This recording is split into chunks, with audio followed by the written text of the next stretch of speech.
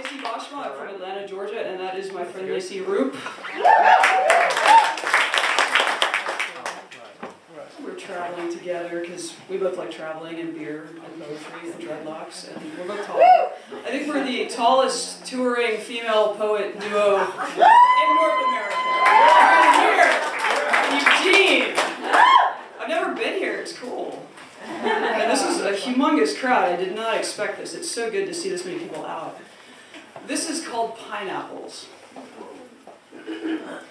Love is that can of pineapple collecting dust in the pantry that you always thought you'd bake into some complicated recipe, but you don't like to bake. And after that drunken night when your friend flew his Hawaiian pizza fetish freak flag and you learned what it tastes like to vomit pineapple, you don't like pineapples. You were off all fruit salad for a time, worried some juice might have snuck in.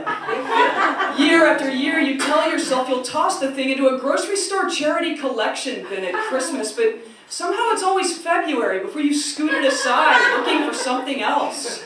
Love is that can of pineapple that when you think about it, it kind of drives you crazy. You're never going to eat it. It expired in 2003, but it always ends up packed in a box of kitchen-y things, usually by a whimsical girlfriend who thinks it's cute that you have canned fruit in your pantry.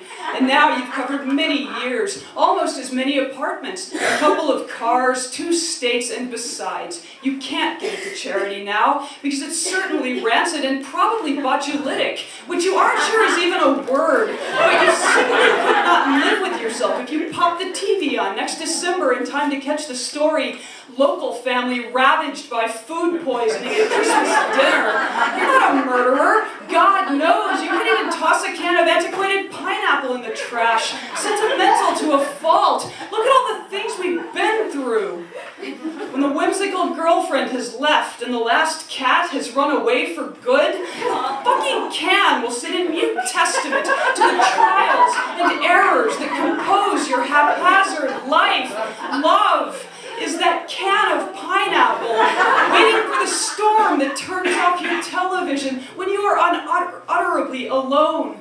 The cigarette smoked, the booze washed down, yesterday's underwear clinging like a bad memory. And the weather and the circumstances of your present life make it unlikely that you'll bother with a store.